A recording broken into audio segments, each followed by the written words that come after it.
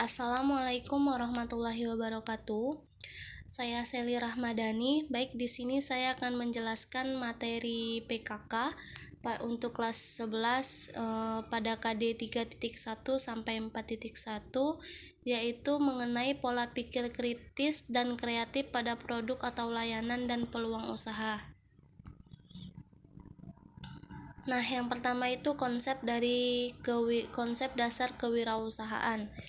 Nah, adapun menurut beberapa ahli, yang pertama ada menurut Richard Cantillon, dia menspesifikasikan bahwa kewirausahaan itu merupakan sebagai pekerjaan seorang pengusaha yang membeli barang pada harga tertentu kemudian menjualnya kembali dengan harga yang belum pasti.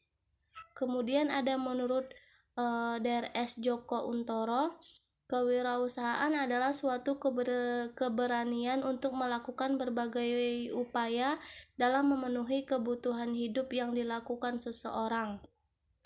Kemudian ada menurut Edi Suryanto Sugoto, beliau mengatakan bahwa kewirausahaan ialah usaha kreatif yang dilakukan berdasarkan inovasi untuk menghasilkan sesuatu yang baru, memiliki nilai tambah, memberikan manfaat, menciptakan lapangan kerja, dan hasilnya berguna bagi orang lain. Jadi dapat disimpulkan kewirausahaan itu merupakan sikap atau kemampuan untuk menciptakan hal-hal baru dan memiliki nilai serta manfaat untuk diri sendiri maupun orang lain. Kemudian jenis-jenis wirausaha. Yang pertama itu founders atau pendiri perusahaan, kemudian jenis yang kedua itu general manager atau kepala operasional perusahaan. Yang terakhir itu jenis yang ketiga yaitu franchise atau kontrak kerja dengan franchisor.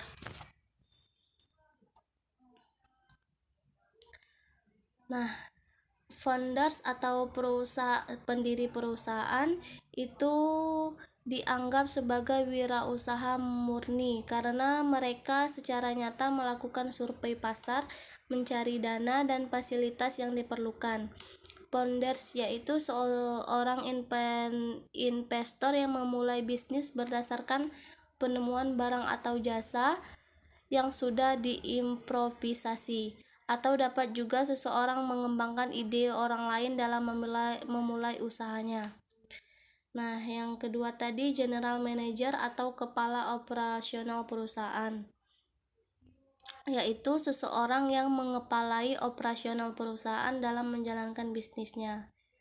Dan yang terakhir tadi ada franchise, yaitu kontrak kerja dengan franchisor, yaitu seseorang yang kekuasaannya dibatasi oleh hubungan kontrak kerja dengan organisasi pemberi franchise atau franchisor.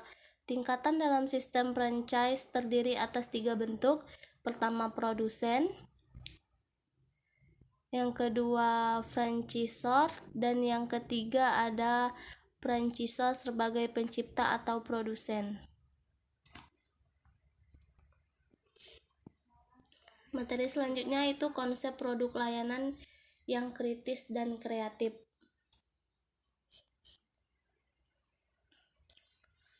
Produk merupakan segala sesuatu yang dapat ditawarkan kepada pasar untuk mendapatkan perhatian, dibeli, dipergunakan atau dikonsumsi dan dapat memuaskan keinginan atau kebutuhan.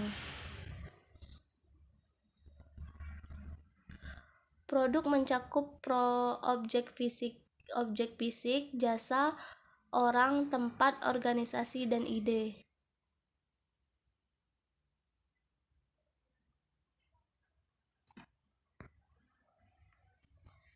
Selanjutnya materi mengenai peluang usaha pada produk atau layanan. Yang pertama, jenis-jenis produk atau layanan.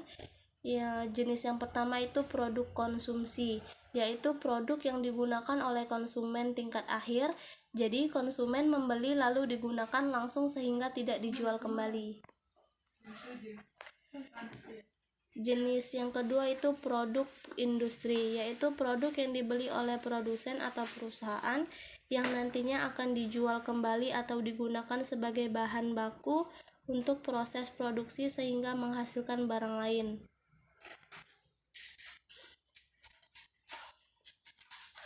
Kemudian yang selanjutnya itu menentukan jenis usaha apa yang harus dikembangkan pada masa pandemi COVID-19. Misalnya usaha food dan beverage, karena masyarakat membutuhkan pasokan makanan dan minuman dalam kondisi apapun, bahkan kondisi serba sulit sekalipun. Kemudian usaha kebutuhan bahan pokok merupakan salah satu kebutuhan primer masyarakat yang sulit untuk diabaikan dalam kondisi apapun. Kemudian yang ketiga, bisnis digital, yaitu membantu antara produsen dan konsumen dalam melakukan transaksi.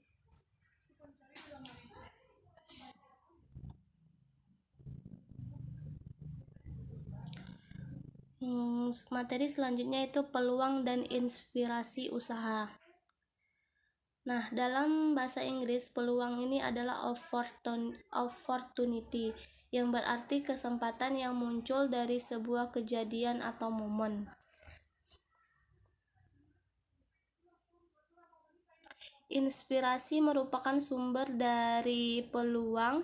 Inspirasi muncul ketika terjadi konektivitas antara pengetahuan, memori, dan latar belakang pendidikan atau pengalaman yang dimiliki oleh seseorang dengan cara pandangnya. Adapun faktor munculnya inspirasi yaitu ada faktor internal dan faktor eksternal. Nah, faktor internalnya yaitu faktor yang berasal dari dalam diri seseorang sebagai subjek, yaitu yang memiliki pengetahuan yang dimilikinya, antara lain pengetahuan yang dimiliki. Yang kedua, pengalaman dari individu itu sendiri. Kemudian pengalaman saat ia melihat orang lain menyelesaikan masalah.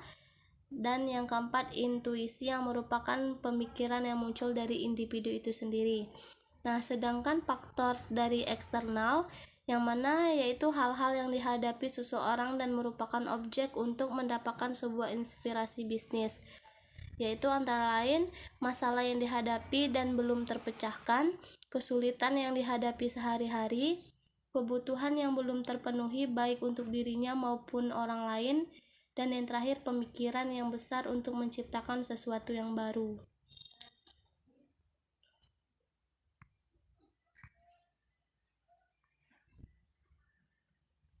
Sumber peluang usaha. Yang pertama itu peluang dari diri sendiri. Nah, yaitu dapat berasal dari hobi, keahlian, pengetahuan, dan latar belakang pendidikan. Kemudian peluang dari lingkungan bisa berasal dari usaha atau bisnis orang tua atau lingkungan rumah dan sekitarnya.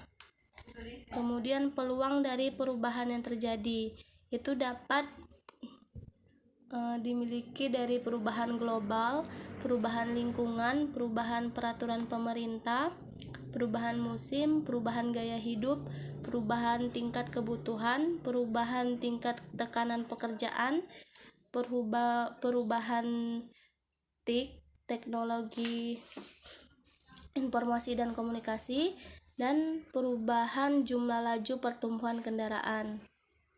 Kemudian peluang dari konsumen.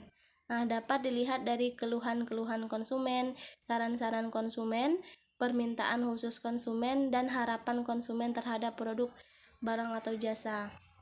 Kemudian peluang dari gagasan orang lain. Gagasan orang lain yang bersifat orisinil akan memunculkan sebuah peluang usaha yang baru. Dan yang terakhir, peluang dari informasi yang diperoleh itu dapat dilihat dengan cara memperoleh informasi tentang produk yang baru yang sedang tren, kemudian informasi tentang kebutuhan produk yang harganya lebih mahal, dan yang selanjutnya itu informasi tentang produk yang diketahui di mana mendapatkannya.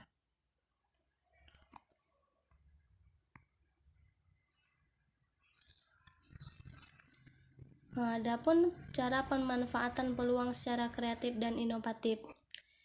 Yang pertama itu dengan make modification atau melakukan beberapa perubahan.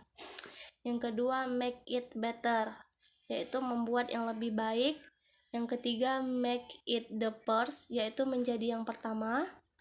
Yang keempat, make it special product, yaitu membuat produk khusus.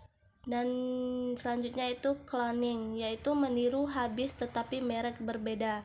Dan yang terakhir substitute, yaitu menjadi produk pengganti. Baik, itulah yang dapat saya jelaskan mengenai materi KD 3.1 sampai 4.1. Sekian, terima kasih. Jika ada kesalahan saya mohon maaf. Wassalamualaikum warahmatullahi wabarakatuh.